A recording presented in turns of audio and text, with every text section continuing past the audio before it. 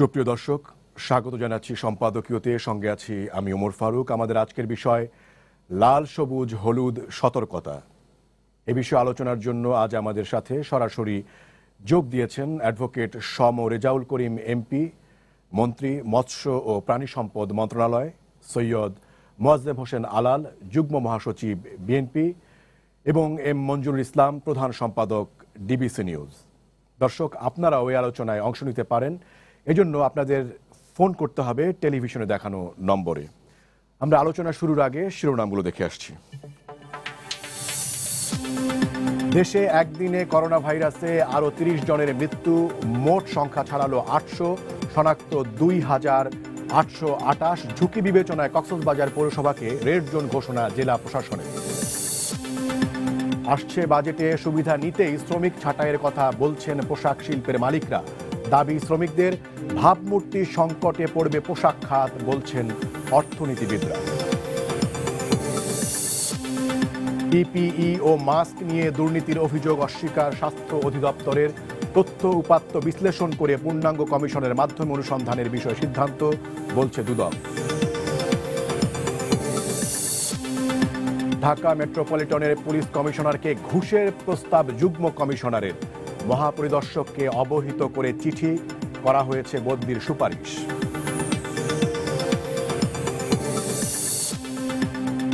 এবং রাজধানীর বাজারে মিলছে মধুমাসের ফল।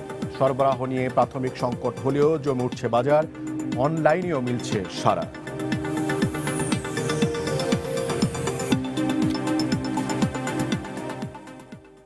দর্শক, আমরা 5টি শিরোনাম পড়লাম। এর ভেতরে 3টি শিরোনামই হচ্ছে কোভিড-19 বা করোনা ভাইরাসের যে সংক্রমণ, সেই বৈশ্বিক মহামারী নিয়ে।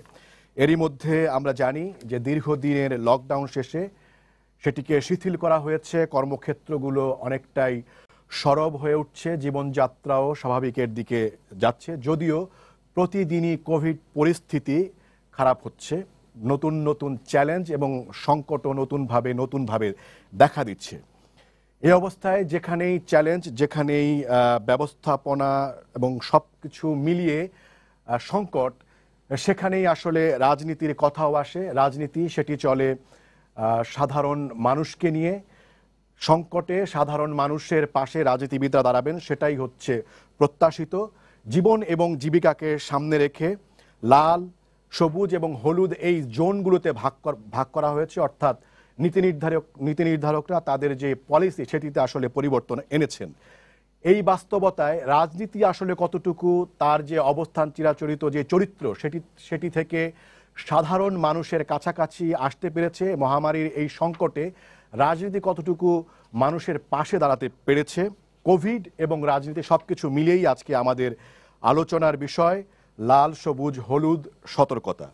আমাদের আলোচনায় প্যানেলে 3 জন আছেন। আমি প্রথমেই মাননীয় মন্ত্রী অ্যাডভোকেট সম রেজাউল করিম, আপনার কাছে আসতে চাই। সরকারের পক্ষ থেকে বলা হচ্ছে নানান ধরনের উদ্যোগ নেওয়া হচ্ছে, সরকারের নানা উদ্যোগ যেমনিভাবে প্রশংসিত হচ্ছে তেমনিভাবে সমালোচনাও করা হচ্ছে, কিন্তু রাজনৈতিক দল হিসেবে বাংলাদেশ আওয়ামী লীগ একটি বড় দল। রাজনৈতিক দল হিসেবে আওয়ামী লীগ আসলে এই বৈশ্বিক মহামারী এবং এই সংকটে কিভাবে ভূমিকা পালন করছে, এবং একজন মন্ত্রীর পরিচয়ের বাইরে আপনি নিজেও একজন রাজনীতিবিদ হিসেবে আপনি বা কতটুকু এই মহামারীতে ভূমিকা পালন করেছেন, মাননীয় মন্ত্রী?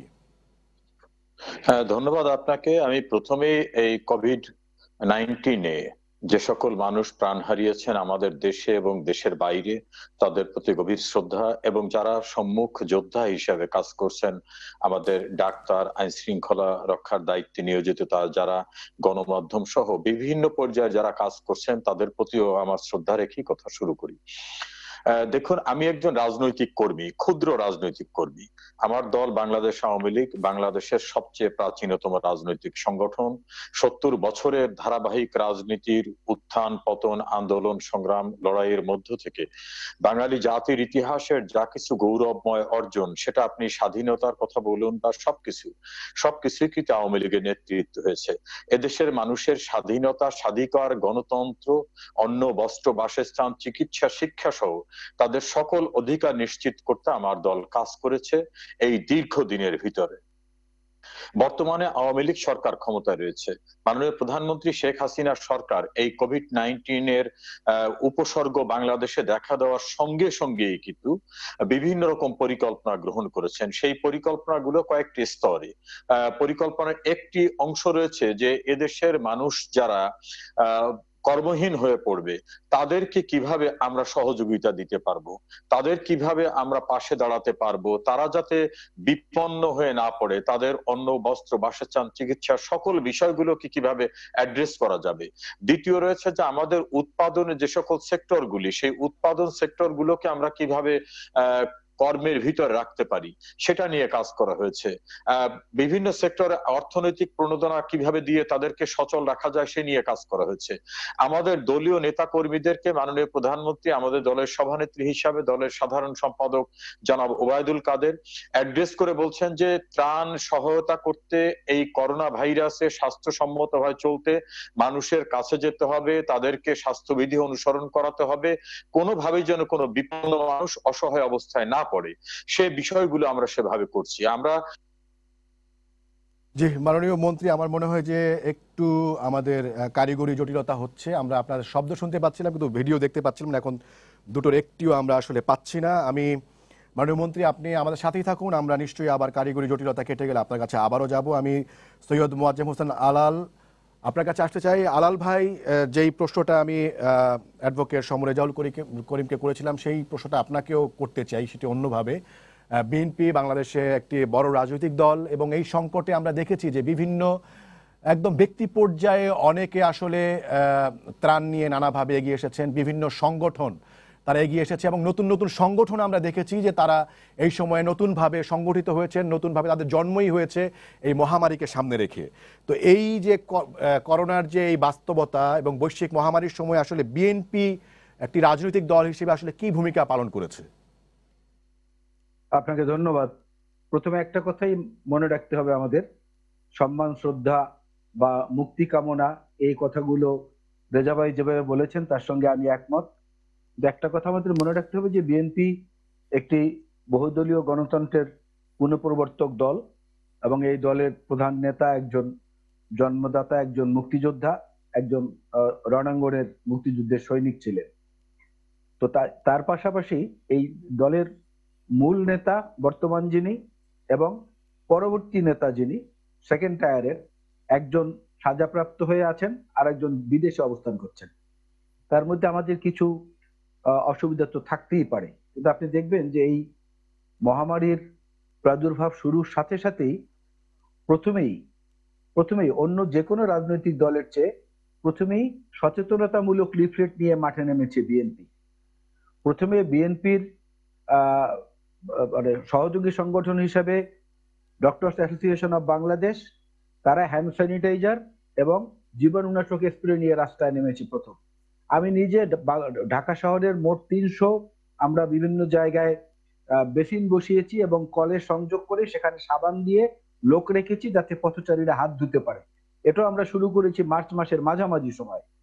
এরপরে ত্রাণ কার্যক্রমে বিএনপি নেমেছে, জিয়াউর রহমান ফাউন্ডেশন নেমেছে, ডক্টর অ্যাসোসিয়েশন অফ বাংলাদেশ নেমেছে, বিএনপির বিভিন্ন অঙ্গ সংগঠন নেমেছে এবং দেশনেত্রী বেগম খালেদা জিয়া তিনি এই অসুস্থ অবস্থায়ও তিনি একটি বাণী কিন্তু ঈদের দিনে মহাসচিবের মাধ্যমে মানুষকে দিয়েছেন যে আমাদের নেতাকর্মীরা যেভাবে কাজ করছে নিজেরা আরো একটু সতর্ক থেকে এই কাজের গতি আরো বাড়াক এবং বিশ্ব স্বাস্থ্য সংস্থার স্বাস্থ্যবিধি মানার জন্য সারা দেশের মানুষকে উনি উপদেশ দিয়ে অনুরোধ জানিয়েছেন। আর বিদেশ লন্ডন থেকে আমাদের প্রিয় নেতা তারেক রহমান সাহেব গোটা ব্যাপারটা তিনি পর্যবেক্ষণ এবং সেই সঙ্গে অনুশাসনে দিচ্ছেন। কিন্তু আমার মনে হয় যে সংকটটা সমাধানের জন্য পৃথিবীতে যেহেতু এটার কোনো প্রতিষেধক এখনো আবিষ্কৃত হয়নি এবং কার হবে কার হবে না এটা পুরোপুরি অনিশ্চিত, সে জায়গায় ম্যানেজারিয়াল ক্যাপাসিটির মাধ্যমে যেটা করা সম্ভব ছিল সেইটাকে সরকার হয় প্রথম থেকে গুরুত্ব দেয়নি, না হলে এড়িয়ে গেছে। সরকার কিন্তু এখনো বহু ব্যাপারে তৎপর।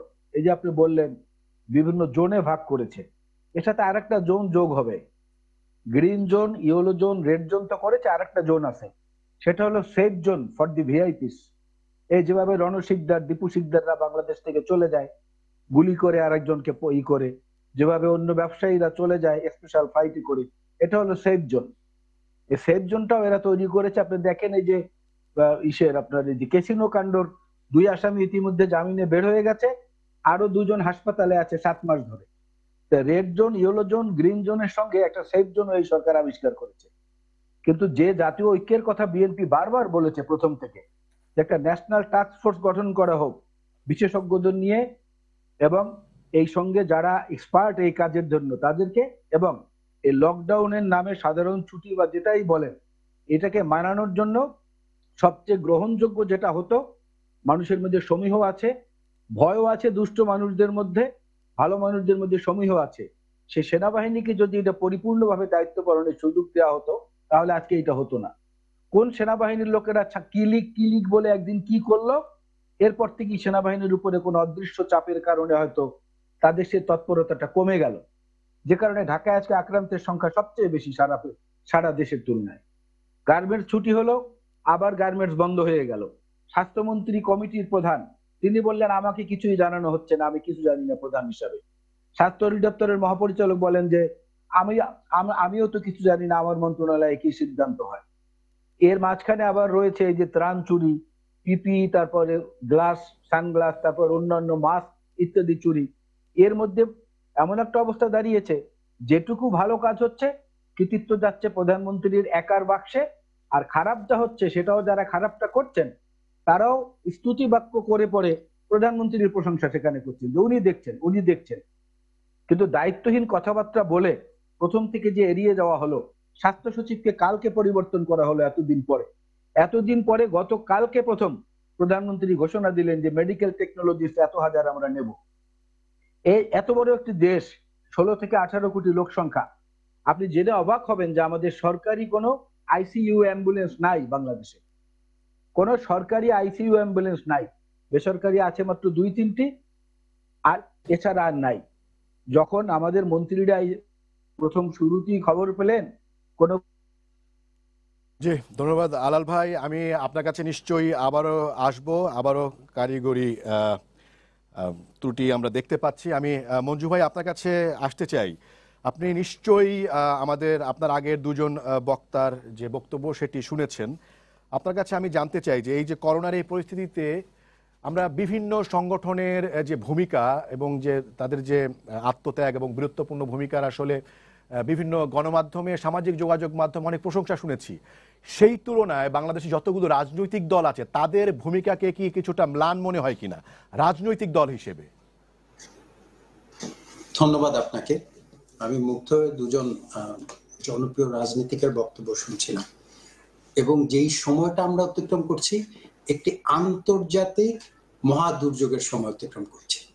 সেই সময়টায় আমার প্রত্যাশা ছিল যে 2টি বড় রাজনৈতিক দলের নেতৃবৃন্দের কথার মধ্য দিয়ে আমরা আরো এক ধাপ রাজনৈতিক দলগুলো কিভাবে এগিয়ে যাবে সেই বিষয়ে তাদের দিক নির্দেশনা শুনবো, এবং ওনাদের বক্তব্য শুনতে শুনতে আপনার প্রশ্নের উত্তরেই আপনি খানিকটা বলেছেন যে আমরা বিভিন্ন সামাজিক সংগঠন এমনকি লাশ দাফন করতে গিয়ে, কারণ এইরকম একটি মহা দুর্যোগের জন্য পৃথিবীর কোনো উন্নত রাষ্ট্রই প্রস্তুত ছিল না। আজকে যেই সময়টা আমরা কথা বলছি, এখন থেকে 1 ঘন্টা আগে মার্কিন যুক্তরাষ্ট্রের প্রেসিডেন্ট ডোনাল্ড ট্রাম্প বক্তৃতা করছেন, যখন তার দেশে মৃতের সংখ্যা 1 লক্ষ ছাড়িয়ে গেছে, তখন তিনি বলেছেন যে আমি কার্যকর পদক্ষেপ নিয়েছি বলে মৃতের সংখ্যা কিছুটা কমেছে, যখন নাকি তার দেশের সকলে সমালোচনা করছেন তার নিজের। সে জায়গায় আমরা জানি যে তাদের সমস্ত আধুনিক যন্ত্রাদি থাকার পরও মৃত্যুর মিছিলকে তারা কিন্তু ঠেকাতে পারেনি। সেই সাথে যদি আমরা কম্পেয়ার করি পৃথিবীর অন্যান্য রাষ্ট্রের সাথে, 16 কোটি মানুষের বাংলাদেশে আমি এইটুকু বলবো, অবশ্যই সৃষ্টিকর্তার প্রতি আমার বিশেষ কৃতজ্ঞতা যে এখনো আমাদের এখানে ক্ষতিগ্রস্তের ক্ষয়ক্ষতির হার অনেক সন্তোষজনক বলবো না, অনেক কম। সেই জায়গায় আমি মনে করি এই কৃতিত্ব কিন্তু বাংলাদেশের জনগণের, এই কৃতিত্ব হচ্ছে সমাজের বিভিন্ন সংগঠনের, এই কৃতিত্ব হচ্ছে আমি মনে করি কিছুটা অল্প করে হলো আমাদের গণমাধ্যমের। কারণ এই যে রোগটা, সেটার একমাত্র প্রতিষেধক হচ্ছে সচেতনতা, প্রথম এবং প্রধান। কারণ আজকে পর্যন্ত কোথাও এটার কোনো প্রতিষেধক, কোনো সুচিকিৎসা, নিরাময় কোনো চিকিৎসা নাই। ফলে না উন্নত দেশ দিতে পারছে না আমাদের দেশে দিতে পারছে। এখনো মৃত্যুর সাথে পাঞ্জা লড়ছে অসংখ্য মানুষ পৃথিবীব্যাপী। এই জায়গায় আমি যেটা আপনার প্রশ্নের সরাসরি উত্তরে বলি, বাংলাদেশ কিন্তু রাজনৈতিক দলের দেশ, বাংলাদেশের মানুষ রাজনীতি সচেতন। আমরা যখন নির্বাচন আসে, আওয়ামী লীগ বড় দলের কথা বলি, সেই ক্ষেত্রে 300টা আসনে 350 জন এমপি আছেন কিন্তু এখন, এবং প্রত্যেকটা জায়গায় কমপক্ষে 3 থেকে 5 জন এমপির যোগ্যতা সম্পন্ন নেতা আছেন। একই রকম বিএনপির আমরা গত নির্বাচনেও আমরা লক্ষ্য করেছি, তাদের নির্বাচনের ফলাফলে যাই হোক, প্রত্যেকটা নির্বাচনী এলাকায় কমপক্ষে 5 থেকে 7 জন তীব্র প্রতিদ্বন্দ্বিতাপূর্ণ নেতা আমরা কিন্তু তাদের উপস্থিতি লক্ষ্য করেছি। এইরকম নেতাদের সরব উপস্থিতি অত্যন্ত দুঃখজনকভাবে আমি পরিষ্কার করে বলতে চাই, সারা বাংলাদেশে কিন্তু আমরা গত 3 মাসে লক্ষ্য করিনি, না বিএনপির, সত্যি কথা বলতে না আওয়ামী লীগের। আমি একেবারে দুটাকে সমান্তরালে বলবো এরকম না, কারণ আওয়ামী লীগের তারা ক্ষমতা আছে, তাদের কাছ থেকে প্রত্যাশা বেশি। আওয়ামী লীগের কিছু সংখ্যক এমপি, কিছু সংখ্যক মন্ত্রী তারা এলাকায় যাচ্ছেন, কাজ করছেন, মানুষের পাশে দাঁড়িয়েছেন। ধান কাটার ক্ষেত্রে আমরা লক্ষ্য করেছি, এমনকি মন্ত্রীও সেখানে হাজির হয়েছেন, এমপিরা কয়েকজন। কিন্তু আমরা ওই যে বললাম 350 জন সক্রিয় এমপি, এর সাথে যে আরো প্যারালাল আরো 700 জন নেতা, 700 জন স্থানীয় নেতা, তাদের উপস্থিতি, সরব উপস্থিতি আমরা লক্ষ্য করিনি।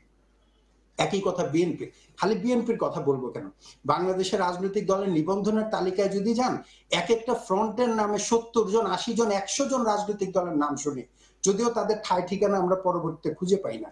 সেই কোনো বড় ফ্রন্টের কারোই কিন্তু আমরা দেখি নাই গত 3 মাসে, কিছু না হোক আপনি ত্রাণ দিয়ে পাশে না দাঁড়ান। এই যে সচেতনতার জন্য পাশে দাঁড়ানো, যেটা আলাল ভাই বললেন যে ড্যাবের পক্ষ থেকে কিছু উদ্যোগ নিয়েছেন, তাদের কেন্দ্রীয় নেতৃবৃন্দ কিছু করেছেন, কিন্তু সারা বাংলাদেশে এই দুইটা দল তো বটেই, আরো অনেক সংগঠন আছে, রাজনৈতিক দল, যাদের নাকি অন্তত প্রত্যেকটা পরিবারে, প্রত্যেকটা গ্রামে তাদের সমর্থক আছে। সেই জায়গায় তারা যদি পাশে দাঁড়াতেন, আমার ধারণা যেগুলো নিয়ে আমরা গণমাধ্যমে প্রতিনিয়ত আলোচনা করি, যে ছুটি দিলেই আমরা বাড়িতে ছুটে যাই, আবার ছুটি শেষ হলে পরে ঈদ শেষ করে ফিরে আসি, আমরা এখনো মাস্ক ব্যবহার করি না, পকেটে রেখে বলে আমার পকেটে তো একখানা আছে। এই যে সচেতনতার জায়গাগুলোতে আমি মনে করি, কারণ এখনো বাংলাদেশের মানুষ কিন্তু রাজনৈতিক নেতাদের শ্রদ্ধা করে, তাদের নির্দেশ মানে, তাহলে সেই ক্ষেত্রে আমরা আরো অনেকখানি ভালো অবস্থানে থাকতে পারতাম। এই জায়গাটা দুঃখজনকভাবে অনেক সামাজিক সংগঠন এগিয়ে এসছে, অনেক সাংস্কৃতিক সংগঠন এগিয়ে এসছে, পেশাজীবী সংগঠন এগিয়ে এসছে, এমনকি স্থানীয় একেবারে ক্লাব পাড়ার তারাও এগিয়ে এসছে, আমরা ক্রীড়ামোদীদের এগিয়ে আসতে দেখেছি। সেই জায়গায় আমরা বড় করে রাজনৈতিক দলগুলোর যারা নাকি সুসংগঠিত রাজনৈতিক দল, তাদের ব্যানারে দেশব্যাপী প্রক্রিয়া কিন্তু আমরা লক্ষ্য করি না। এই জায়গায় আমি শেষ করবো এইটুকু বলে, যে এখনো কিন্তু বিপদ আমাদের কাটেনি, এখনো সময় আছে। আমি আশা করব কোন রকমের কেবলমাত্র সমালোচনার জায়গা না, কারণ এই একটা রোগ এমন একটা রোগ, কোন দল, মত, বর্ণ, গোত্র, ধর্ম নির্বিশেষে কাউকে কিন্তু রক্ষা করে না। ফলে সেই জায়গায় মানবতার পাশে রাজনীতিবিদরা দাঁড়িয়ে থাকেন। বাংলাদেশের সকল দুর্যোগে আমাদের ভরসাস্থল রাজনীতিবিদরা, রাজনৈতিক দলগুলো, তাদের কিন্তু এখনো সময় আছে। সরকার, অনেক সময় বলা হয় যে সরকার দাওয়াত করে একটা ঐক্য মতের জন্য, জাতীয় ঐক্যমতের আহ্বান দিলেন না। সরকার না দিল, ধরেন সরকারের আবার মূল দায়িত্ব কিন্তু সরকারের এই বড় দুর্যোগে, সরকারের বাইরে রাজনৈতিক দলগুলো তারা একত্রিত হয়ে একটা উৎসব, একটা কর্মসূচি নিয়ে, একটা জনসচেতনতামূলক কর্মসূচি নিয়েও তো এগিয়ে আসতে দেখিনি। ঘরে বসে 2-1 বিবৃতি দিচ্ছেন, আলাল ভাইয়ের মতো কয়েকজন যারা সক্রিয় রাজনীতিবিদ, যেই দলে করুন তারা মানুষের পাশে থাকেন, এরকম কয়েকজন ছাড়া আমি তো আলাল ভাইয়ের দলের মতো এরকম 10টা দলের আছে, 50 জনের নাম বলতে পারবো না যারা গণমাধ্যমে সক্রিয় মানুষের পাশে। মঞ্জু ভাই, আপনাকে ধন্যবাদ। আপনার কাছে নিশ্চয়ই আবারও আসবো। আমি মাননীয় মন্ত্রী অ্যাডভোকেট সমর রেজাউল করিম আপনার কাছে আসতে চাই। মঞ্জু ভাই যেমনটি বলছিলেন যে কোভিড-19 এমন একটি রোগ, সেটি আসলে কোনো শ্রেণী দেখে না, কোনো ধর্ম এবং বর্ণ দেখে না। এর পাশাপাশি যদি আমি আলাল ভাইয়ের একটি বক্তব্য শুনতে চাই, সেখানে বলা হচ্ছে যে লাল, সবুজ, হলুদের পাশাপাশি সরকার আরেকটি জোন করেছে, সেটি হচ্ছে ভিআইপি জোন বা সেফ জোন। তো এই প্রসঙ্গে আপনি কি বলবেন? হ্যাঁ, দেখুন, আমার পূর্বের ফার্স্ট স্লটের কথাগুলো বোধহয় সব শোনা যায়নি। আমি আশা করছিলাম যে আজকে আপনার এই টক শোতে আমরা সামগ্রিকভাবে এই ভয়াবহ অনাকাঙ্ক্ষিত দুর্যোগ থেকে কিভাবে উত্তরণে যেতে পারি সে নিয়ে আলোচনা করব। কিন্তু আমি দুঃখের সঙ্গে লক্ষ্য করলাম আলাল ভাই টোটালি মোটামুটি একটা বিএনপি রাজনীতি এর ভিতরে নিয়ে আসলেন, আওয়ামী লীগকে অ্যাকুস্ট করা রাজনীতি। সেই ক্ষেত্রে আমাকে একটু বলতে হয় যে বাংলাদেশের এমন কোন প্রান্ত নাই যে প্রান্ততে আমাদের বাংলাদেশ আওয়ামী লীগের ত্রাণ কমিটি করা মানুষকে সচেতন করা, তাদেরকে উদ্বুদ্ধ করার কর্মসূচিতে আমরা সম্পৃক্ত হইনি। আপনি মিডিয়া খুঁজে দেখেন, ঢাকায় বসে কয়েকটা লিফলেট বিতরণ করা, বিএনপি বাইরে বিএনপি কি কি কর্মসূচি কোথায় পালন করছে।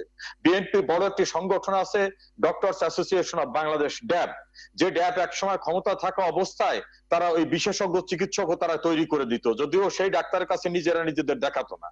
সেই ড্যাবের পক্ষ থেকে কোথায় ভলান্টারি বা মানুষকে কনসাস করা বা তাদের পাশে দাঁড়াবার মতো কোথাও কি একটা মেডিকেল টিম গঠন করেছে? কারু পাশে কোথাও দাঁড়িয়েছে? বাংলাদেশে অনেক বেসরকারি প্রতিষ্ঠান কিন্তু দাঁড়িয়েছে। বিএনপির মতো এত বড় একটা সংগঠন, যার গ্রামগঞ্জ অর্গানাইজেশন আছে, বড় বড় প্রতিষ্ঠান আছে, তাদের বিখ্যাত বিখ্যাত বিশেষজ্ঞ ডাক্তার আছে, তারা কি একটা টিম করে কোথাও বলছে যে আসেন আমরা এখানে, আমরা ওই অনলাইনে আপনাদের কাছে সাজেশন দিতে পারতেছি, অথবা আমরা এখানে করতেছি, এখানে সেটা টেস্ট করতে পারবেন, বেসরকারি অনেকে টেস্ট করছে। বিএনপির উদ্যোগটা কোথায়?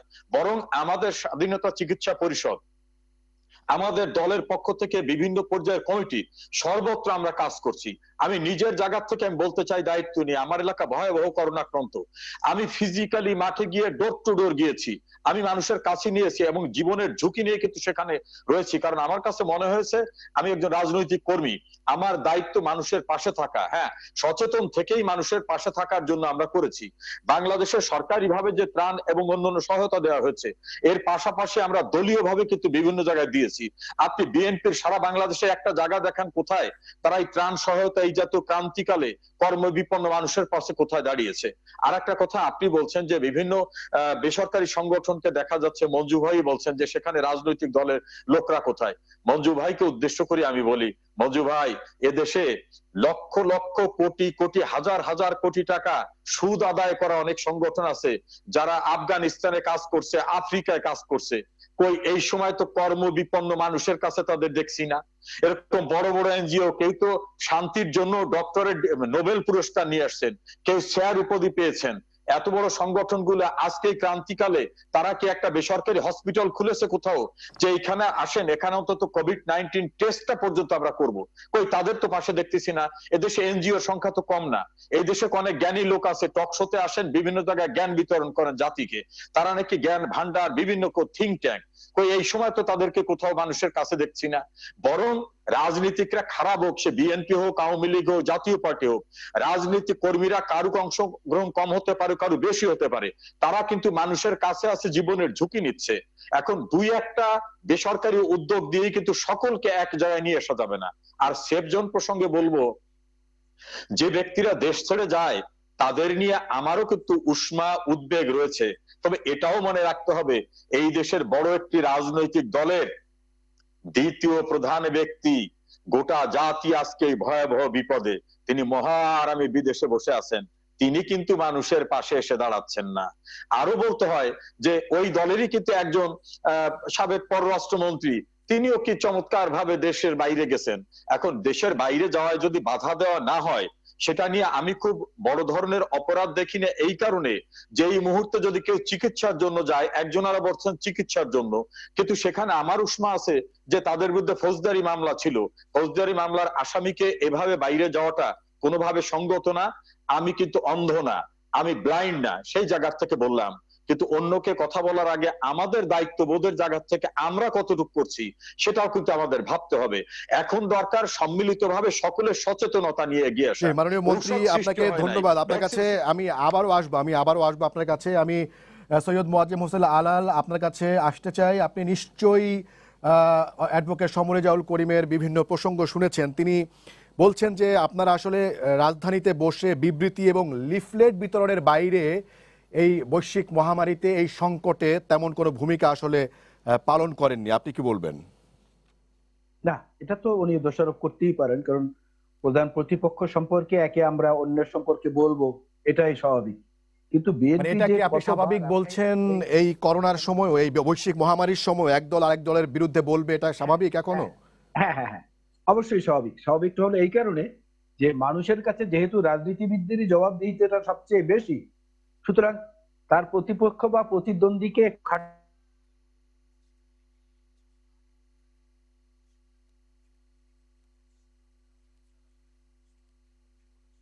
জি, আলাল ভাইয়ের ওখানে আবারও আমরা যাব। আমার মনে হয় যে এখানে কারিগরি আহ, সমস্যা হচ্ছে। আমি মঞ্জু ভাই আপনার কাছে আসতে চাই। সেটি হচ্ছে, আপনি শুনলেন যে এই সময়েও আমরা আসলে পাল্টাপাল্টি বক্তব্য শুনতে পাচ্ছি।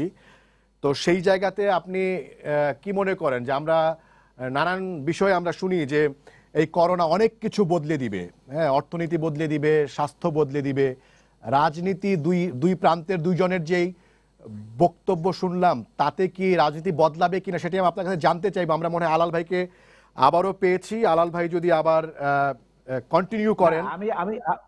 হ্যাঁ, আমি কন্টিনিউ করছি। আমি করছি এই কারণে যে যেটা রেজা ভাই বলার চেষ্টা করেছেন বা আমিও বলার চেষ্টা করেছি, আমি কিন্তু আওয়ামী লীগ বা বিএনপি বা কে কি করেছে এটা পর্যবেক্ষকরা দেখেছে, মিডিয়ার লোক আপনারা দুজন এখানে আছেন, মঞ্জু ভাই এবং আপনি দেখেছেন, সারা জাতি দেখেছে। আমি শুধু একটা উদাহরণ দিই।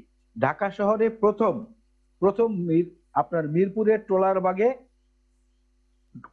কোভিড আক্রান্ত লোক মারা গেল, দুজন। সেইখানে সবচেয়ে কাছের হাসপাতালটা হলো আপনার ডেল্টা হাসপাতাল। সেখানে আমি নিজে গিয়েছি, ডক্টরস অ্যাসোসিয়েশন অফ বাংলাদেশের নেতাদেরকে নিয়ে পিপিই দিয়ে এসেছি, মাস্ক দিয়ে এসেছি, এবং সেই করোনা ওয়ার্ডে আমাকে ঢুকতে দেওয়া হয়নি, বাকি ওয়ার্ড গুলো আমি ঘুরে ঘুরে দেখে এসেছি। আমাদের ছাত্র দলের ছেলেটা ধান কেটে দিয়েছে, অনেক কিছু করেছে, বিশ্লেষণে আমি যাব না। আমি শুধু বলি যে আহ্বানটা যে বিএনপির পক্ষ থেকে বারবার কথা করা হচ্ছে, বিশেষজ্ঞদের নিয়ে একটা টাস্ক ফোর্স গঠন করা হোক, এবং সেনাবাহিনী সহ আইন শৃঙ্খলা বাহিনী ফ্রন্ট ফাইটার যারা আছে তাদেরকে আরো একটু বেশি ক্ষমতা দিয়ে, যেহেতু আমরা বুঝতে চাচ্ছি না, সচেতন হচ্ছি না, সচেতন করার মতো কৌশলী এবং আরো কিছু পদক্ষেপ নেওয়া যেতে পারতো। সেইটার ব্যাপারে সরকার কেন যেন একটু দুর্বলতা দেখাচ্ছে, এটাই বলছি আমি। আপনি দেখেন সর্বশেষ যে যে স্ট্যাটিস্টিক্সটা আমাদের কাছে এসেছে লন্ডনের ইম্পেরিয়াল কলেজ অফ মেডিসিন, তারা বলেছে যে এই মাসের শেষ দিকে ভয়ঙ্কর অবস্থা ধারণ করতে পারে বাংলাদেশে। কারণ এখন পর্যন্ত যে পরিসংখ্যান আমাদের কাছে, তাতে একজন আক্রান্ত থেকে 1.59 অর্থাৎ 1.59 জন আবার আক্রান্ত হচ্ছেন, তার থেকে 250 জন আক্রান্ত হচ্ছেন, 250 জন থেকে 500 জন আক্রান্ত হচ্ছেন। এইভাবে করতে করতে দেখা গে ওনারা সেই বিশ্লেষণে দেখিয়েছেন যে এই 30 থেকে 40 হাজারের সময় লেগেছে মাত্র 6 দিন, শনাক্তের সংখ্যা 40 থেকে 50 হাজারে পৌঁছতে সময় লেগেছে মাত্র 5 দিন। সেটির উপরে যদি ভিত্তি করে দেখা যায় তাহলে দেখা যাবে যে বাংলাদেশে ওই রকম হাসপাতালও নাই, অক্সিজেনের সেই সেন্ট্রালাইজ সিস্টেমটাও নাই। এইটার ব্যাপারে সরকারকে আরো উদ্যোগী হওয়া জি, উচিত। আলাল ভাই, মানে কি করা উচিত, কার কি করা দরকার সেইটা বলা এবং সমালোচনা করা অনেক সহজ বলেই অনেকে মনে করেন। এবং আপনার আমাদের প্যানেলে যে আপনি ছাড়া আরো যে দুজন বক্তা আছেন তারা বলছেন যে একটি রাজনৈতিক দল হিসেবে আসলে বিএনপি নিজেই অনেক কিছু করিয়ে দেখাতে পারতো। আমরা বিভিন্ন সময়ে, মানে রাজনীতি যখন খুব গরম থাকে, রাজনীতির মাঠ যখন খুব গরম থাকে, বিএনপি এবং অন্যান্য রাজনৈতিক দলগুলোকেও দেখি যে তাদের সমমনা দলগুলোকে ডেকে সংলাপ করা, নানান ধরনের জোট করা, পাল্টা জোট করা, কাকে নিয়ে কি করলে কতটুকু বেশি কার্যকর হবে ভোটের মাঠে, সেগুলি আমরা দেখি। কিন্তু এই বৈশ্বিক মহামারীর এই মহা সংকটের সময় রাজনৈতিক দলগুলোর তো সেই ধরনের কোনো দৌড়ঝাঁপ আমরা দেখলাম না।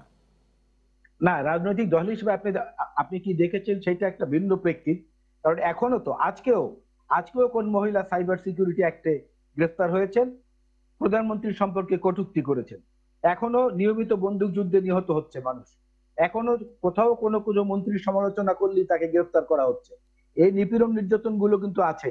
বিএনপির ডাক্তাররা, ডক্টরস অ্যাসোসিয়েশন অফ বাংলাদেশ এবং জিয়াউর রহমান ফাউন্ডেশন প্রথম সারা বাংলাদেশে, বিশেষ করে ঢাকা, চিটাগাং এবং মহানগর গুলোতে, বিভাগীয় শহরগুলোতে তাদের ডাক্তারদের নাম দিয়ে, সেখানে তাদের নাম্বার দিয়ে, তারপরে প্রতিদিন সেখানে টেলিমেডিসিনের ব্যবস্থা করেছেন এবং মানুষকে ইনভাইট করেছেন এরকম ভার্চুয়াল টকশোর মাধ্যমে। কার কি সমস্যা বলেন, আমরা দিচ্ছি। এরকম অন্তত 300 ডাক্তার আমাদের ডক্টরস অ্যাসোসিয়েশন অফ বাংলাদেশ এবং জিয়াউর রহমান ফাউন্ডেশন, যেটা স্পন্সর করেছেন জনাব তারেক রহমান সাহেব, তারা নিয়মিত এটা করেছেন। আমরা কিন্তু স্বাধীনতা চিকিৎসক পরিষদের পক্ষ থেকে এমনটা দেখিনি। এই জন্য বলেছিলাম যে এই শক্তিগুলোকে সমন্বয় করার আহ্বানটা বা দায়িত্বটা সরকারের। তারপরও যদি বিএনপি সেখানে আন্তরিকতা না দেখায় তখন সেটাকে দোষারোপ করা যায়। 14 বছর ক্ষমতার বাইরে থেকে প্রচন্ড তাণ্ডবের শিকার হয়ে, নির্যাতনের শিকার হয়ে একটা দল আর কি দেখাতে পারে এর চেয়ে বেশি আমরা তো জানি না। জালাল ভাই, আপনি সামর্থ্য সেফ নিয়ে জোনের কথা বলেছেন, সেখানে অ্যাডভোকেট রেজাউল করিম বলেছেন যে আপনাদের একজন সাবেক পররাষ্ট্রমন্ত্রী নিজেও আসলে আপনি যেটিকে সেফ জোন বলছেন সেই সুবিধা নিয়ে আসলে বিদেশে চলে গিয়েছেন, আপনি কি বলবেন?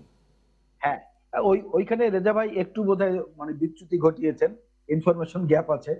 ওই ব্যক্তি কিন্তু বিএনপি থেকে পদত্যাগ করেছেন আরো 6 মাস আগে। সাবেক পররাষ্ট্রমন্ত্রী ঠিক আছে, কিন্তু 6 মাস আগে পদত্যাগ করেছেন।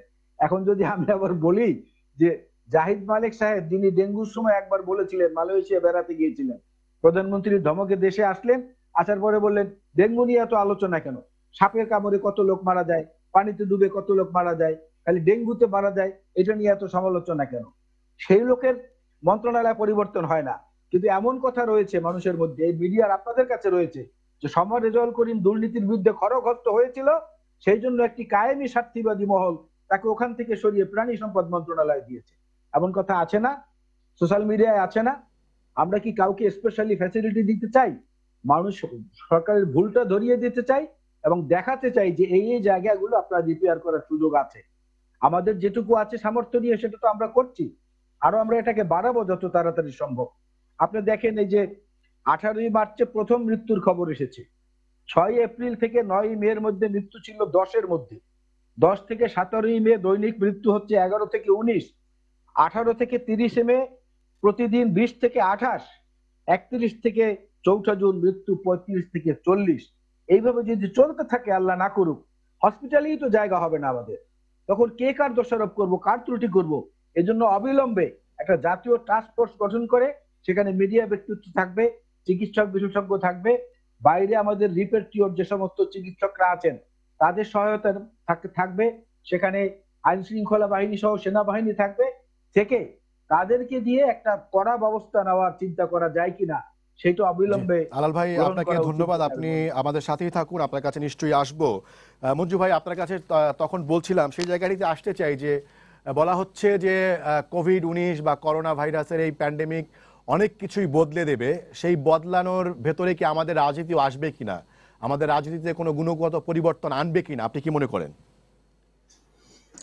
আমরা তো প্রত্যাশা করি নাগরিক হিসেবে, এই কারণে প্রত্যাশা করি যে পৃথিবীটাকে যেমন বদলে দিচ্ছে, প্রত্যেকটা মানুষের ব্যক্তি জীবনকেও কিন্তু নাড়া দিচ্ছে এই কোভিড-19। আমার ধারণা আজকে আমরা যেটা আলাল ভাই বললেন দৃঢ়ভাবে, যে এটাই আমাদের রাজনৈতিক সংস্কৃতি, আমরা তো একটি বড় দল আর একটি বড় দলের সমালোচনা করব, অবশ্যই আমরা সমালোচনা দেখতেই চাই, ছায়া সরকারের ভূমিকা বিরোধী দল পালন করবে সেটা দেখতে চাই, কিন্তু এর মধ্য দিয়ে যেটা আলাল ভাই বললেন, আমরা কেবল বিএনপি না, অন্যান্য রাজনৈতিক দলের কাছ থেকে আপনি দেখেন আজকাল ডিজিটাল বাংলাদেশ যেই জায়গায় গেছে, আপনাদের আমাদের টেলিভিশন সহ আমরা নিজেরা করোনা চিকিৎসাপত্র নামে অনুষ্ঠান করে প্রত্যেকদিন চিকিৎসা দেওয়ার ব্যবস্থা করছি। সে জায়গায় প্রত্যেকটি রাজনৈতিক দল ওয়েবসাইট করে তারা তাদের টেলিফোন নাম্বার নিয়ে, এটা কিন্তু সরকারের কোনো পারমিশনের দরকার হয় না। আপনারা প্রত্যেকটা দল যদি জাতীয়ভাবে প্রত্যেকটা 500টা উপজেলায় পাশে দাঁড়াতো, তাহলে কি পরিমাণ মানুষের চিকিৎসা সেবা নিশ্চিত করা যেত।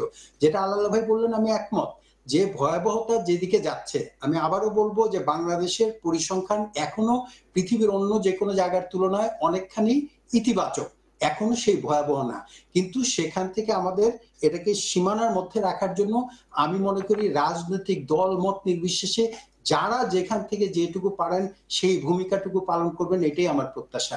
আমি মনে করি সরকার সকল কিছু ভালো করছেন এটা না, কিন্তু আমাদের 16 কোটি মানুষের বাংলাদেশে আমাদের সীমিত সাধ্য দিয়ে, যেটা বললেন আলাল ভাই, যে আমাদের প্রথম যেদিন নাকি 8ই মার্চ প্রথম রোগীটি শনাক্ত হলো, তখন আমাদের একটি টেস্ট সেন্টার ছিল, আজকে কিন্তু 50টি টেস্ট সেন্টার, সেখানে কিন্তু আমরা প্রতিদিন আমাদের সংখ্যা বাড়ানোর চেষ্টা করছি। সে জায়গায় আমি রেজার্ভের সাথে একমত যে আমাদের বড় বড় এনজিও গুলো যারা বাংলাদেশের শত হাজার কোটি টাকা রোজগার করেছেন, তারা তো ব্যক্তিগত উদ্যোগে এর মধ্যে 50টি টেস্ট সেন্টার করে ফেলতে পারতেন, আমরা তো দেখিনি। মানে সব জায়গায় আমাদের কাজ হচ্ছে আমরা ধরে নেই যেন এটা একটা সোশ্যাল রাষ্ট্র, সরকার সমস্ত কিছু করে দেবেন এবং না দিতে পারলে আমরা সরকারের 14 গোষ্ঠী উদ্ধার করবই। কিন্তু আমি যদি আজকে মরে যাই, আমার তো সরকারের সমালোচনা বা রাজনৈতিক দলের সমালোচনার অবস্থাও থাকবে না। সে জায়গায় আমি মনে করি এইটা একটা নতুন মাত্রা যোগ করে দিয়েছে, কেবল রাজনৈতিক দলের না, বাংলাদেশের অর্থনীতির উপর দাঁড় করিয়ে যারা হাজার হাজার কোটি টাকার মালিক হয়েছেন, প্রত্যেকের দায়িত্ব এই সময় ঋণ শোধ করার। ঋণ শোধ করার এই সমাজের প্রতি, ঋণ শোধ করার এই মানুষের, দরিদ্র মানুষের প্রতি, ঋণ শোধ করবার তার রাষ্ট্রের প্রতি।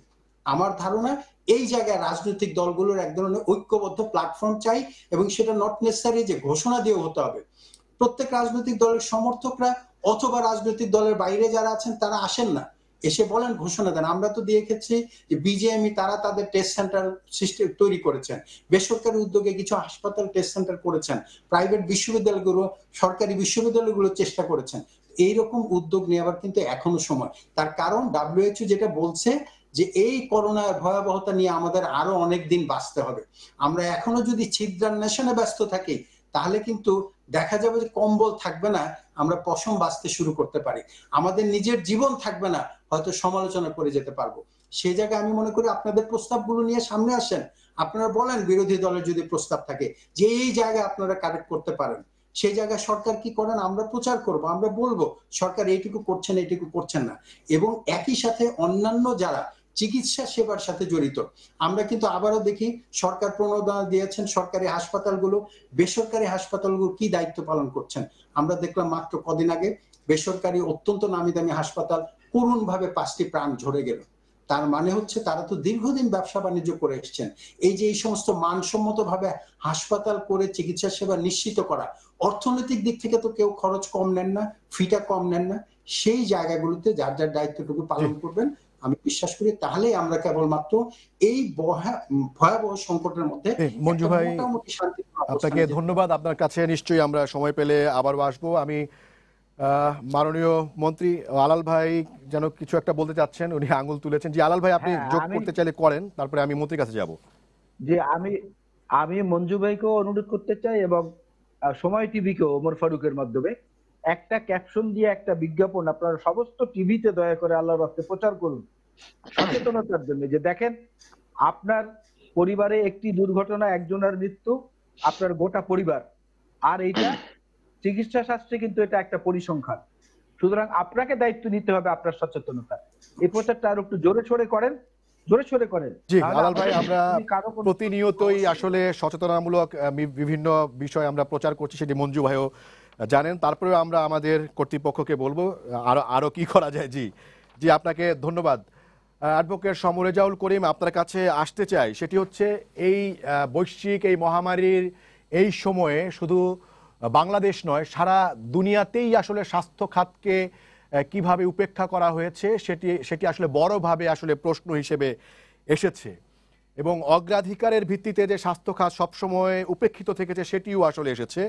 এবং সেটিকে সামনে রেখে বলা হচ্ছে যে, বিশেষ করে আলাল ভাইও বললেন, বিএনপির পক্ষ থেকেও বলা হচ্ছে, এবং এর আগে গণমাধ্যমেও খবর বেরিয়েছে যে বাংলাদেশে একটিও সরকারি আইসিইউ নেই, সেটি আসলে বলা হচ্ছে, অর্থাৎ স্বাস্থ্য খাতকে উপেক্ষা করা হয়েছে। এর পাশাপাশি যদি আলাল ভাইয়ের আরেকটি প্রসঙ্গ যিনি বলেছেন যে বর্তমান এই করোনা পরিস্থিতিতে ভূমিকা বিবেচনায় বিশেষ করে স্বাস্থ্য মন্ত্রণালয়, স্বাস্থ্য অধিদপ্তরের বিভিন্ন জায়গায় বিভিন্ন ধরনের পরিবর্তন আনা হয়েছে, কিন্তু ওই খাতের সর্বোচ্চ ব্যক্তিকে কেন এখন রেখে দেওয়া হয়েছে সেটি নিয়ে তিনি প্রশ্ন তুলেছেন।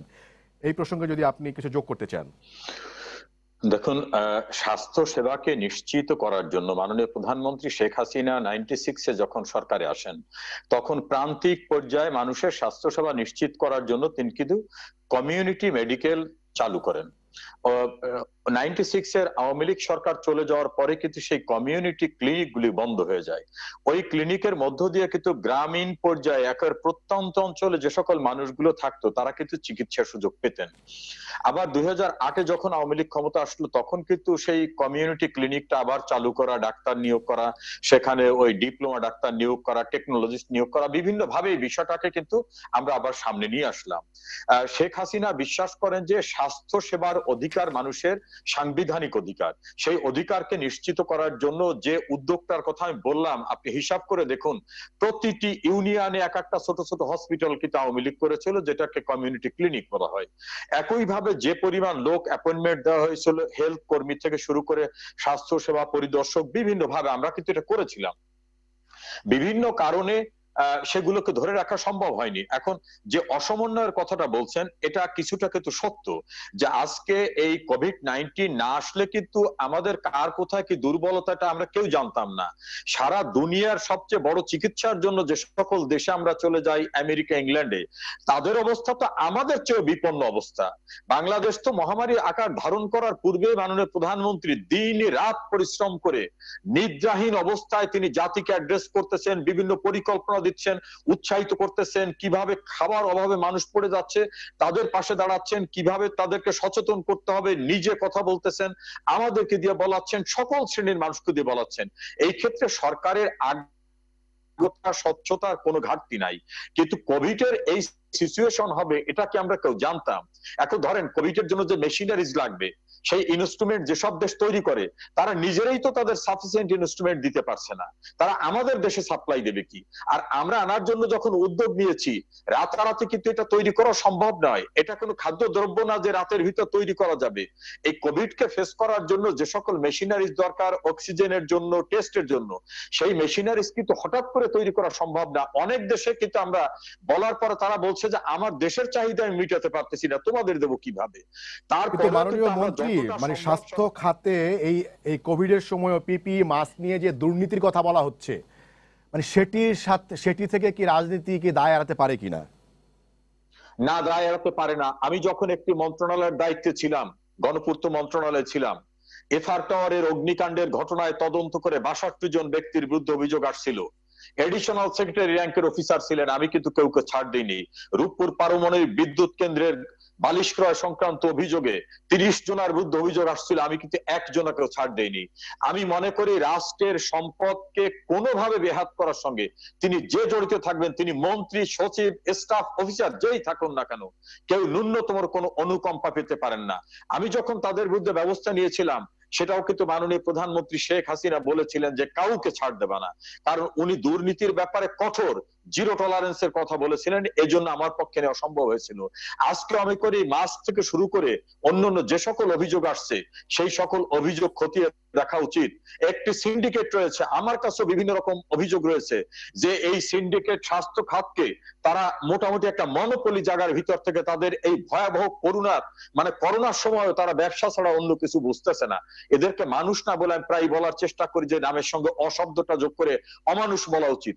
এবং এই জাতীয় ঘটনায় যারা জড়িত থাকে, তিনি আমার দলের হন, তিনি বিএনপির হন, তিনি জাতীয় পার্টির হন, সঙ্গে অমানবিক এত বড় জঘন্য ঘটনা যারা ঘটায়, তারা কোন রকম কনসিডারেশন পেতে পারে না রাষ্ট্রের কাছ থেকে, এবং আমার বিশ্বাস তারা কোন রকম কনসিডারেশন পাবেন না। এখন রাষ্ট্রীয় পলিসির ক্ষেত্রে কে সচিব কোথায় থাকবেন, কে মন্ত্রী কোথায় থাকবেন, কাকে দিয়ে কোন মন্ত্রণালয় চালাবেন, এটা কিন্তু অ্যাবসলিউটলি প্রেরোগেটিভ মাননীয় প্রধানমন্ত্রীর। তার ওয়াইজডম থেকে তিনি যেভাবে বিবেচনা করেন সেটা করবেন। তবে আমার এটুকু অভিজ্ঞতায় বলতে পারি যে কোন দুর্নীতিকে মাননীয় প্রধানমন্ত্রী শেখ হাসিনা ছাড় দেন না। যারা এই স্বাস্থ্য খাতের এই জাতীয় ঘটনায় জড়িত বর্মে মানে প্রাইভেসি পাওয়া যাবে, নিশ্চয় তারা কঠিন অবস্থার মুখোমুখি হবেন, এটা আমার বিশ্বাস। মাননীয় মন্ত্রী, আপনাকে ধন্যবাদ, আপনি আমাদের সাথেই থাকুন। আমি সৈয়দ মোয়াজ্জেম হোসেন আলাল আপনার কাছে আসছি। আপনি আপনার বক্তব্যে প্রতিবারই আসলে বিভিন্ন পরিসংখ্যান দিয়ে ঘটনা কতটা ভয়াবহর দিকে যাচ্ছে পরিস্থিতি, সেটি আপনি তুলে ধরার চেষ্টা করেছেন, এবং সেই প্রেক্ষিতেই আমি আপনাকে প্রশ্ন করতে চাই, সামনের পরিস্থিতিকে নিয়ে যেখানে বলা হচ্ছে যে আসলে রাজনৈতিক দলগুলোর আরো বেশি অংশগ্রহণমূলক হওয়া দরকার, সেটিকে মাথায় রেখে বিএনপি সামনে কিভাবে আরো বেশি সক্রিয় হবে, বা সেই ধরনের কোনো কর্মসূচি আপনাদের আছে কিনা, আরো বেশি মানুষের পাশে দাঁড়ানোর ক্ষেত্রে নতুন কোনো কর্মসূচি আপনাদের আছে কিনা, সেটা আমি জানতে চাচ্ছি। হ্যাঁ, কর্মসূচি আমাদের আছে এবং সেই কর্মসূচিগুলো আমরা চালিয়ে যাচ্ছি। যেমন আমাদের যে জাতীয় করোনা পর্যবেক্ষণ এবং রিপোর্ট প্রদান একটি কমিটি হয়েছে, আপনারা জানেন, সেখানটায় আমিও আছি একজন সদস্য হিসাবে।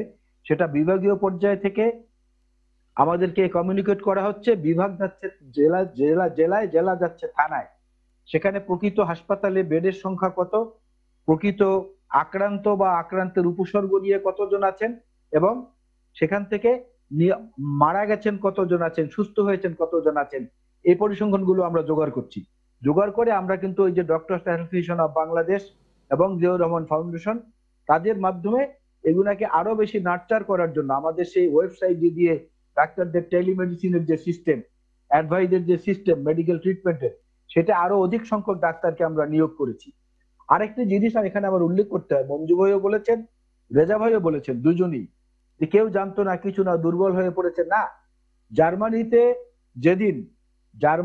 যেদিন 5,000 লোককে টেস্ট করা হয়েছে, 5,000 সংক্রান্ত মানে শনাক্ত হয়েছে রোগী, সেই দিন মার্কিন যুক্তরাষ্ট্রে 1 লাখ ছাড়িয়ে গেছে। কারণ জার্মানির চ্যান্সেলর মার্কলে অ্যাঙ্গেলে উনি প্রথমেই কারফিউ দিয়ে, লকডাউন দিয়ে বিচ্ছিন্ন করে ফেলেছিলেন দেশটাকে। আপনি নিউজিল্যান্ডের প্রাইম মিনিস্টারকে দেখেন, 102 জন রোগী যখন শনাক্ত হয়েছে তখন উনি ওনার বর্ডার সিল করে দিয়ে, চায়না থেকে সমস্ত ইম্পোর্ট বন্ধ করে দিয়ে, এখন সেখানে মাত্র এই মাসে 3 জন মারা গেছে। আপনি এই ভিয়েতনামে দেখেন, আপনি নিউজিল্যান্ডের কথা তো বললাম, সব জায়গায় আর যেখানে তুচ্ছতাচ্ছিল্য করা হয়েছে, উল্টো পাল্টো বলা হয়েছে, মার্কিন যুক্তরাষ্ট্র সেই ফসল আটকে দিচ্ছে। অর্থাৎ ম্যানেজারিয়াল মিসম্যানেজমেন্ট। এই ম্যানেজারিয়াল মিসম্যানেজমেন্টের জন্য শেখ হাসিনা একা কিছু করতে পারবে না, সময় রেজাউল করিম একা কিছু করতে পারবে না। টিম লাগবে, যে টিমের মধ্যে সব রকমের বিশেষজ্ঞকে লাগবে, সব ধরনের দেশপ্রেমিক মানুষকে লাগবে। এদেশের মানুষ থেকে শুরু করে আপনারা আমরা সবাই কম বেশি জানি, অসৎ অমানুষের মতো চেহারা, মানুষের চেহারা তো একই রকম, তার মধ্যে কিছুটা চিহ্নিত আছে। তাদেরকে বাদ দিয়ে ন্যাশনাল কনসেনসাসে যাওয়া আজকে কোনো সমস্যা না। বিচ্ছিন্ন ভাবে না, ঐক্যবদ্ধ ভাবে ভালো ম্যানেজার দিয়ে দেশ পরিচালনা করতে পারলে সামনের এই দুর্যোগ থেকে আমরা অনেকটা উঠতে পারি। জি আলাল ভাই, আমরা একদম শেষের দিকে চলে এসেছি। আমি মঞ্জু ভাই আপনার কাছে যেতে চাই। আলাল ভাইয়ের বক্তব্য আপনি শুনছিলেন, উনি বলছেন যে জাতীয় ঐক্যমত্যের কথা, সেই প্রসঙ্গে আপনি যদি কিছু বলেন একদম সংক্ষেপে, তারপরে আমি মাননীয় মন্ত্রীকে দিয়ে শেষ করব। জাতীয় ঐক্যমত হলে তো ভালো, কিন্তু আমাদের এখানে হচ্ছে এই জায়গাটা এমন একটা মহাদুর্যোগ, আমি আবারও বলবো, যার যার অবস্থান থেকে আমরা দায়িত্বটুকু যদি পালন করি তাহলে এটা সম্মিলিত ফল পাওয়া যাবে। এক, দ্বিতীয়ত এই মহাদুর্যোগে আমরা আরেকটা তথ্য কিন্তু জেনেছি, যেটা সমর রেজাউল করিম সাহেব বললো, যে হ্যাঁ, আজকে প্রধানমন্ত্রী কিন্তু কমিউনিটি ক্লিনিক থেকে নানান রকম উদ্যোগগুলো নিয়েছেন, কিন্তু বাংলাদেশের স্বাস্থ্য খাতটা এরকম একটা সিন্ডিকেটের খাত, সেখানে নীতি নির্ধারকরা অধিকাংশ সময় মনে করেছে যে আমার চিকিৎসা তো বিদেশে হবে, বাকি গরিব মানুষ কি হলো না হলো এটা নিয়ে আমার খুব মাথা ঘামাবার দরকার নাই। এই মহাদুর্যোগ সেই শিক্ষা দিয়েছে যে আপনার এই বর্ডার সিল, আপনি বাইরে যাওয়ার উপায় নাই। ফলে এখন সেফ জোনের কথা যেটি বলা হচ্ছে সেটা তো যাচ্ছে, তো মানে চার্টার্ড বিমানে করে তো যাচ্ছে, তো 1-2 জনের যেটা যাওয়া, এটাকে আপনার সামগ্রিকভাবে বলা যাবে না। লক্ষ কোটি টাকার মালিক ব্যক্তিরাও কিন্তু এখানে থেকে ধুকে ধুকে ভুগছেন। তার মানে হচ্ছে এখন কন্ট্রিবিউট করার সময়, সকলে মিলে বুঝতে হবে এই দেশ আমার, এই দেশের স্বাস্থ্য ব্যবস্থাকে আমরা সকলে মিলে কন্ট্রিবিউট করতে হবে। আর বিনীতভাবে আমি এইটুকু বলতে চাই যে আমাদের জনপ্রতিনিধিরা কাজ করবেন, কারণ মাননীয় প্রধানমন্ত্রী দিনরাত পরিশ্রম করছেন, মাননীয় সাধারণ সম্পাদক আওয়ামী লীগের উনিও বলেছেন জনপ্রতিনিধিরা আরো কিভাবে সম্পৃক্ত হবেন। সরকারি দল যেমন করবে, বিরোধী দলের আমি মনে করি দৃশ্যমান তাদের উদ্যোগটা কিন্তু আরেকটু সক্রিয় হওয়া দরকার। জি মাননীয় মন্ত্রী আপনার কাছে আসতে চাই, সেটি হচ্ছে আলাল ভাই পরপর দুবার আসলে উনি বলেছেন যে জাতীয় ঐক্যমত্যের করার কথা এবং সেই ক্ষেত্রে সবাইকে সম্পৃক্ত করার কথা। এই প্রসঙ্গে আপনি কি বলবেন? দেখুন, আমি গতকালে একটি টেলিভিশনকে বলছিলাম যে রাষ্ট্র বলতে একটা প্রাতিষ্ঠানিক ভিত্তি, আর রাষ্ট্রকে পরিচালনা করে কিন্তু সরকার। এই সরকার বলতে এবং রাষ্ট্র বলতে কিন্তু আলাল ভাইও রাষ্ট্রের অংশ, আমি রাষ্ট্রের অংশ, আপনি রাষ্ট্রের অংশ, মঞ্জু ভাই রাষ্ট্রের অংশ। আমরা নাগরিক দায়িত্ববোধ থেকে কাজ করি, রাষ্ট্র তার দায়িত্ববোধ থেকে কাজ করে। আমরা পারস্পরিক ভাবে যে কাজগুলো করছি এই করোনা ভাইরাসকালীন সময়ে, ধরুন আমরা একটা কমিটি করলাম, সবাই একত্রে বসলাম, সব এক জায়গায় বসলাম, কি রেজাল্টে আসবে? করোনার কি কোনো ঔষধ তৈরি হয়েছে? আজকে সারা বিশ্ব স্বাস্থ্য সংস্থা সহ সবাই যে অ্যাডভাইসটা করছে যে স্বাস্থ্য বিধি মেনে চলতে হবে, ঘরের ভিতর থাকতে হবে, হাত পরিষ্কার করতে হবে, আমাদের নির্দিষ্ট যে বিষয়গুলি, এই বিষয়গুলিকে যেটা আলাল ভাই তার চমৎকার একটা বক্তব্যের ভিতরে বলছেন যে মানুষকে অ্যাওয়ারনেসটার জায়গাটা, এটা কিন্তু আপনি সাংবাদিক হিসেবে আপনার জায়গা থেকে করতে পারেন, আলাল ভাই তার দলের জায়গা থেকে মেসেজ দিতে পারে, আমরা আমাদের জায়গা থেকে করতে পারি। আলাল ভাই বলছেন যে মানে নীতিগতভাবে অনেক মানে ভুল পদক্ষেপ আছে, সেই ক্ষেত্রে উনি বলছেন যে হয়তো জাতীয় ঐক্যমত্যের বিষয়। আমাকে একটু শেষ করতে দেন, আমাকে একটু বলতে দেন। আমি একটা মন্ত্রণালয় দায়িত্বে আছে, প্রাণী সম্পদ মন্ত্রণালয়। আমি খতিয়ে দেখলাম যে মানুষের রোগ প্রতিরোধ ক্ষমতার জন্য তার দুধ, ডিম, মাছ, মাংস খাওয়াটা অনিবার্য। আমি কিন্তু সেটা নিজে হাউসে বলছি, আমরা বিজ্ঞাপন দিয়ে বলতেছি। আমার প্রাণী সম্পদ গবেষণা ইনস্টিটিউটে 2টা অত্যাধুনিক ল্যাবরেটরি, কেউ জানতো না। আমি সেটা মাননীয় প্রধানমন্ত্রীর দৃষ্টিতে এনেছি, সেটা কিন্তু এখন টেস্ট হচ্ছে। যার যেখানে যে সুযোগটা আছে সেটা মিলে করা দরকার। আমি যদি আমার সন্তানকে বলতে পারি ঘরের বাইরে যেও না, আমার প্রতিবেশীকে বলতে পারি তোমার প্রতিদিন হাত পরিষ্কার করতে হবে। আমরা কিন্তু নতুন কোন আঙ্গিনা, নতুন কোন এভিনিউ ওপেন করার মতো অবস্থা করোনা ভাইরাসে নাই। যে স্বাস্থ্যবিধিটুকু বিশ্ব সংস্থা বলতেছে, বিশ্ব স্বাস্থ্য সংস্থা বলতেছেন, মাননীয় প্রধানমন্ত্রী বলতেছেন, আমরা সকলে বলতেছি, সেটাকে অনুসরণ করার জন্য আলাদা বসার দরকার নাই। জাতি কিন্তু ঐক্যবদ্ধ হয়েছে যে এখানে কোনো রাজনীতিক দেখেই কোনো ব্যবস্থা হচ্ছে না। রিকশাওয়ালা আর কে কোটিপতি কাউকে কিন্তু ছাড় দিচ্ছে না। এস আলম গ্রুপের অন অফ দি ডাইরেক্টর মারা গেছেন, টাকার অভাব ছিল না। আবার একবার নিঃস্ব অবস্থা আমার সুপ্রিম কোর্ট বারে একজন অ্যাসিস্ট্যান্ট লাইব্রেরিয়ান, তাকেও কিন্তু ছাড় দেয় নাই। এই মুহূর্তে ঐক্যমতটা হতে হবে সকলের সিনসিয়ারিটি নিয়ে, কর্মের সঙ্গে সম্পৃক্ত। আপনি সিম্পলি তাকিয়ে দেখেন মাননীয় প্রধানমন্ত্রী শেখ হাসিনা কতবার পাবলিকলি অ্যাড্রেস করেছেন, কতবার মিটিং করতেছেন।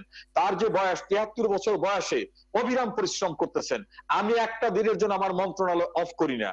কর্মকাণ্ডের সঙ্গে সেখানে থেকে মন্ত্রণালয় শুধু যে গতানুগতিক কাজ করছি তা না, এই কোভিডকে কিভাবে ফেস করা যায়, প্রাণী সম্পদ উৎপাদনকে কিভাবে অব্যাহত রাখা যায়, মাছ কিভাবে সাপ্লাই দেওয়া যায়, দুধ কিভাবে সাপ্লাই দেওয়া যায়, ডিম কিভাবে মানুষের কাছে পৌঁছানো যায়, তার রোগ প্রতিরোধের জন্য তার পুষ্টি কিভাবে বাড়ানো যায়, আমি যে যেখান থেকে আছে সেখান থেকে আমরা সম্মিলিতভাবে চেষ্টা করা দরকার। জি, অ্যাডভোকেট সমর রেজাউল করিম এমপি, আমাদের সময় শেষ, আমরা কাউকেই সময় দিতে পারছি না। আপনাকে ধন্যবাদ সৈয়দ মোয়াজ্জেম হোসেন আলাল, আপনাকেও ধন্যবাদ এম মঞ্জুরুল ইসলাম, আপনাকেও। দর্শক আপনাদেরও ধন্যবাদ জানিয়ে শেষ করছি আজকের সম্পাদকীয়। আগামীকাল আবারও দেখা হবে রাত 10টায়, দেখার আমন্ত্রণ রইল। শুভরাত্রি।